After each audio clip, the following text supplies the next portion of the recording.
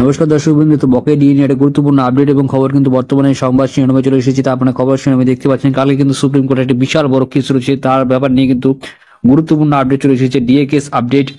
সেখানে খবরটি কি বলা হচ্ছে, নতুন প্রধান বিচারপতির অধীনে কিন্তু ডিএ মামলা হবে 14 মে। কি হতে চলেছে সুপ্রিম কোর্টের যাবতীয় আপডেটগুলি একবার করে দেখে নিন। তো পশ্চিমবঙ্গের রাজ্য সরকারি কর্মচারীদের মর্গ ভাতা মামলায় অত্যন্ত একটা গুরুত্বপূর্ণ উপনীত হয়েছে সুপ্রিম কোর্টে। এই মামলায় শুনানি আগামী 14 মে 2025 ধার্য করা হয়েছে। এই শুনানিকে কেন্দ্র করে রাজ্য সরকারি কর্মচারীদের মধ্যে ব্যাপক আগ্রহ ও প্রত্যাশা তৈরি হয়েছে। এদিনে প্রধান বিচারপতির পদে পরিবর্তন ও মামলার প্রেক্ষাপটে একটি উল্লেখযোগ্য ঘটনা ঘটেছে। মামলার বিবরণের কিছু গুরুত্বপূর্ণ তথ্য দেওয়া হলো। মামলার নম্বর এবং পক্ষগণ।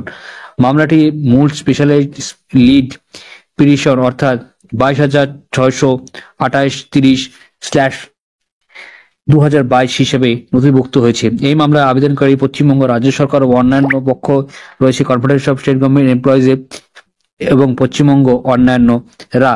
এর সাথে আরো কিছু অন্তর্বর্তীকালীন আবেদন, যেমন অতিরিক্ত নথি জমা দেওয়া আবেদন ও নথিভুক্ত আবেদন যুক্ত করা হয়েছে। শুনানির তারিখ ও সময়ের বেঞ্চ অনুযায়ী সুপ্রিম কোর্টের কজলিস অনুযায়ী এই মামলা 14 মে 2025 দুপুর 2টার দিকে এই মামলা তালিকাভুক্ত করা হয়েছে। মামলাটি কোর্ট নম্বর 15 আইটেম নম্বর 40 হিসাবে উঠবে। প্রাপ্ত তথ্য অনুযায়ী এই মামলা মাননীয় বিচারপতি সঞ্জয় করণ ও মাননীয় বিচারপতি মোহাম্মদ মিশ্রের বেঞ্চে এই মামলাটি অনুষ্ঠিত হওয়ার কথা। পূর্ববর্তী নির্দেশে যথাক্রমে এর আগে 7 মে 2025 এই মামলাটি উল্লেখিত হয়েছিল, যেখানে রাজ্যের পক্ষে সিনিয়র আইনজীবী ডক্টর এম সিংভি সময় চেয়েছিলেন, যার বিরোধিতা করেছিলেন প্রতিবাদীর আইনজীবীরা।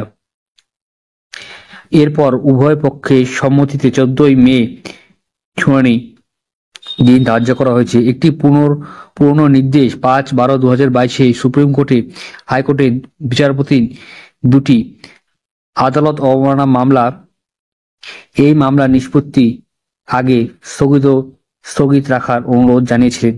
প্রধান বিচারপতির পদে পরিবর্তন উল্লেখযোগ্য। এই বিচারপতি অবসর নেওয়ার পরে মাননীয় বিচারপতি BR গাভাই 14 মে থেকে ভারতীয় প্রধান বিচারপতির দায়িত্বভার গ্রহণ করতে চলেছেন। যদিও একটি নির্দিষ্ট ডিএ মামলা অন্য বেঞ্চে বিচারপতি সঞ্জয় করণ ও মনোজ মিশ্রের বেঞ্চে শুনানি হবে। প্রধান বিচারপতির পরিবর্তনের প্রধান বিভাগে সামগ্রিক প্রেক্ষাপটের গুরুত্বপূর্ণ মূল বিষয় ও প্রত্যাশা। এই মামলার মর্গ ভাতা এবং অন্যান্য ভাতা বিষয়গুলি বিস্তারিতভাবে শোনা হবে। বিভিন্ন কর্মচারী সংগঠন এবং যেমন ইউনিট ফোরাম এবং সংগ্রামী যৌথ মঞ্চে তাদের বক্তব্য এবং তাদের তথ্য আদালতে পেশ করবেন।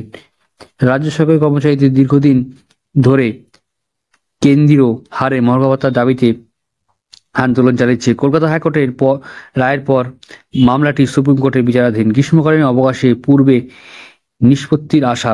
আরও মাত্র 2টি সপ্তাহের মধ্যে সুপ্রিম কোর্টে গ্রীষ্মকালীন অবকাশ শুরু হতে চলেছে, তাই কর্মচারীরা আশা তার আগেই এই দীর্ঘ প্রতীক্ষিত মামলার একটি নিষ্পত্তি হবে। এই মামলার রায় রাজ্য সরকারের ওপর যেমন আর্থিকভাবে প্রভাব ফেলবে, তেমনি লক্ষাধিক কর্মচারীদের জীবনে গুরুত্বপূর্ণ পরিবর্তন আনবে। সমগ্র রাজ্যবাসী এই গুরুত্বপূর্ণ শুনানির ফলাফলের দিকে অধীর আগ্রহে তাকিয়ে রয়েছে। তো আশা করছি আজকে ভালো লাইক করবে, শেয়ার করবে, চ্যানেল সাবস্ক্রাইব করে পাশে অবশ্যই। জয় হিন্দ, বন্দে মাতরম। ধন্যবাদ ভিডিওটি দেখার জন্য।